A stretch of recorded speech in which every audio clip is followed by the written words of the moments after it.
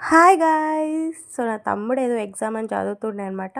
మనము బాగుపడం, మనతో ఉండే వాళ్ళని బాగుపడనివ్వమనేలాగా 11:30కి చికెన్ ఆర్డర్ చేసుకుందాం రారా అని చెప్పాను.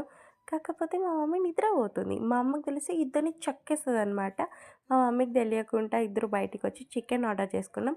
నేను బిల్ పే చేస్తున్నా కాబట్టి వాడితో మంచిగా ఒక హెడ్ మసాజ్ అయితే చేయించుకున్నా. ఫ్రీగా ఏం చేయకూడదు గాయ్స్ ఎవరికీ.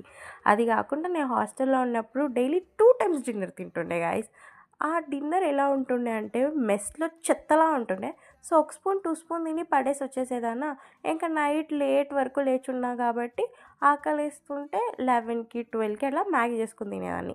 అక్కడి నుంచి ఇక్కడి వరకు అదే హ్యాబిట్ ట్రాన్స్‌ఫర్ అయిపోయిందనమాట. మా మమ్మీకి వెళ్లి చెప్పలేను గదా! నైట్ ఆ టైం వరకు లేచుంటా అని. సో, ఇప్పుడు నేను నా తమ్ముడు కలిసి చికెన్ ఆర్డర్ చేసుకున్నాము. ఏమైనా తినాలనిపిస్తే తినేయండి గైస్. లైఫ్ చాలా షార్ట్‌గా ఉంటది. రేపు మనం చనిపోయామనుకో, అయ్యా! ఆ రోజు చికెన్ తిందామనుకున్నా, ఐస్ క్రీమ్ తిందామనుకున్నా అని రిగ్రెట్ ఫీల్ అవ్వకూడదు. బాయ్.